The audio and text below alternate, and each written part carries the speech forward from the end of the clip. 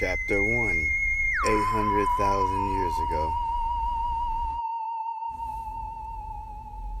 The last passing of Nibiru by Earth at 556 BC, which would mean, given the object's supposed 3,600-year orbit, that it would return sometime around AD 2900. The Anunnaki might return earlier by spaceship, and that the timing of their return would coincide with the shift from the astrological age of Pisces to the age of Aquarius, sometime between 2090 and 2370 on Nibiru, a distant member of our solar system. Life faces slow extinction as the planet's atmosphere erodes. The planet is becoming desolate where hardly no plants grow. The cities of Nibiru are beautiful, where you would see magnificent palaces, cities, and streets made of gold. People so educated they never grow old. In the palace the male royal heirs was upset. In the council of counselors aired their complaints about who should be the one ascend to the throne. Lama, the king of Nibiru, ascension to the throne was at an end. Lama is the last of Ans, the eighth to reign bloodline. The councils of the learned were also convened to come up with a way to repair Nibiru's damaged atmosphere. There were two suggestions. The suggestion was to use gold to repair Nibiru's damaged atmosphere. On Nibiru the element was rare. The councils of the learned knew the asteroid belt there was an abundant amount of gold. Gold was the only substance that could be grounded into a fine powder, lofted into the atmosphere where it could be suspended. Thus, with the replenishment of the breach in the atmosphere, this would give more protection. The council suggested building a fleet of spaceships so they can extract the gold from the asteroid belt where there was an abundant amount of gold and bring it back to Nibiru. The other suggestion was to use weapons that would shake the ground loose. The mountains split asunder. This was to attack the volcanoes so they will erupt more than usual. Thus, with the replenishment, the breach in the atmosphere, this would give more protection.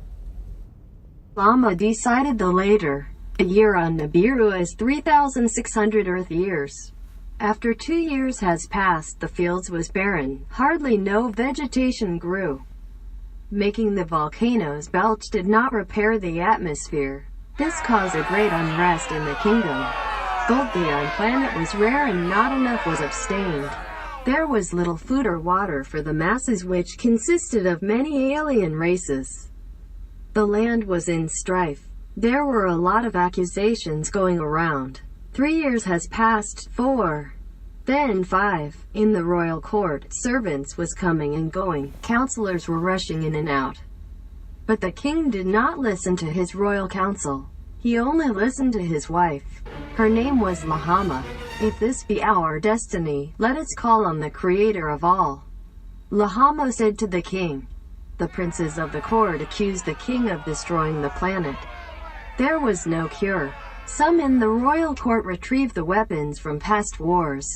They were kept a secured military bunker. There was talk of rebellion. A prince in the royal palace was the first to take up arms.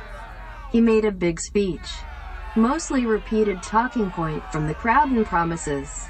This agitated the other princes. His name was Alalu. Down with the king. Shouts rang through the crowd. Alalu, leading the mob, shouted, "Come, let us unnerve the king in his dwelling. Let the throne be abandoned." When the other princes heard these words, they gave heed and rushed the gate of the palace. The mob was stopped at the entrance of the throne room. After a fierce battle, they made it to the throne room. When the king seen this, he escaped to the tower. Alalu gave chase. In the tower there was a struggle. Lama fell to his death. The king is dead, Alalu shouted with glee. He rushed to the throne room and sat himself on the throne, without right to throne or council. He declared himself king. Soon after, unity in the land was lost. Some rejoiced over the death of Lama, others were saddened by the deeds of Alalu. Many felt the death Lama was an accident. There is always someone ready to take the throne. In the kingship there were many aggrieved. In the palace the princes were agitated. The council and counselors were distraught. Who was Alalu? Was he a legal heir? Was he the firstborn? Was he not the king slayer? Alalu had to appear before the Council of Seven to consider his fate. The royal annals was brought forth, with much care they were read. This went on for some time. Back and forth the council argued. In the name of peace the council gave the throne to Alalu. They summoned the elders, they summoned the princes before the decision was pronounced. From among the princes a young prince stepped forward. I wish to speak on behalf of the kingship. Succession must be reconsidered. Though neither firstborn nor by a queen is son, of pure blood am I descended. The essence of it is preserved in me, by no concubine, undiluted, said the young prince. The council heard the words with amazement. They asked the young prince to step closer. They asked for his name. It is Anu, after my father, and am I named. This went on for some time. After much deliberation a decision was made. Alalu will be king and Anu will ascend after Alalu. That was the decision of the council. Alalu gave the order to build spaceships to go after the gold in the asteroid belt. Fitted with adequate weapons to break up the huge boulders, he sent them on their mission. The asteroid belt crushed the ships, none returned. Alalu then gave the order to use the weapons of mass destruction to force the volcanoes to erupt. Once more. In the land there was much rejoicing and anticipation. In the palace, Anu was Alalu's cup-bearer. He would bow at Alalu's feet, set the drinking cup in Alalu's hand. Alalu was the king. Anu as a servant by him was treated.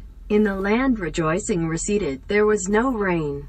Winds blew harder, the belching by volcanoes did not increase, and the breach in the atmosphere did not heal. With each passing year life got increasingly harder for Nibiru. The people of Nibiru ceased to revere their king.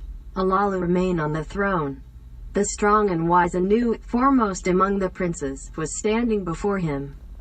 He would bow at Alalu's feet, set the drinking cup in Alalu's hand. For 9 years Alalu was king on Nibiru. In the 9th year, Anu gave battle to Alalu. In hand-to-hand combat, the two contenders grappled with each other in the public square. Doorposts trembled and walls shook. Alalu bent his knee to the ground, he fell on his chest. Alalu in combat was defeated. By acclaim, Anu was hailed as king. With much pageantry he was escorted to the palace. Alalu did not return to the palace. He disappeared into the crowd. Unbeknownst to others, he went to the shipyard, where the battleships were being built. As king, Alalu held command of the military and the shipbuilders. He had a spaceship built just for him, to be flown by him. At the time he did not want anyone to know he was building a warship. So he had it officially designed as an escort vessel. This mighty warship was designed to be fast and highly maneuverable with powerful weaponry. Alalu's ship was overgunned and overpowered for a vessel its size. The ship's structural integrity field needed extensive modifications to keep it from tearing itself apart.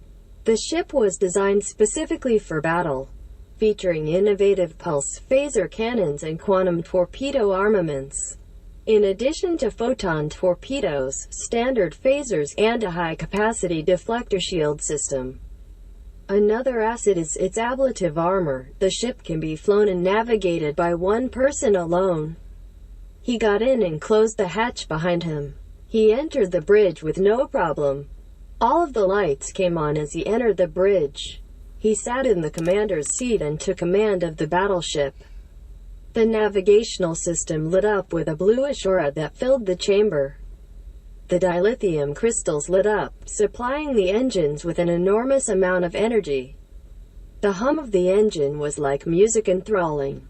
It cast its reddish brilliance throughout the engine room. The anti-gravity device came online and the vessel arose from its perch without a sound. The docking bay doors slid open, revealing a dusty reddish planetary atmosphere. Alalu, being an accomplished pilot, had no problem guiding the ship out of the shipping yard. No one gave him any problem about taking his own ship, and was the king after all. The guards just thought he had to go on a getaway to one of the nearby planets in the tiny system, after losing the throne to Anu. After leaving the shipping yard, the ship rapidly accelerated faster and faster until it exited the atmosphere. Alalu looked back on his planet as it got smaller and smaller. He noticed the breach in the atmosphere as a big black hole in the sky. First the size of a basketball, then the size of a grapefruit, and finally the size of a grape soon. The planetary system engulfed in a reddish haze, spewing it out blue natural gases, which made the system look like one big planet with wings coming out the side. Smaller and smaller did the planetary system get until it was gone. To the regions of space that was forbidden he made his way. No one has it gone there before, no one. At the asteroid belt across, and had attempted. A secret from the beginning. Alalu's course, he determined the fate of Nibiru in his hands. It placed by a scheme his kingship to be to make universal. On Nibiru exile was certain, their death itself he was chancing. In scheme risk was in the journey. Eternal glory, internal of success was his reward. Fear gripped Alalu's heart at this time. He thought of turning back, but he did not give in to fear and press on to fear, fill his destiny. For the fate of Nibiru is in his hands.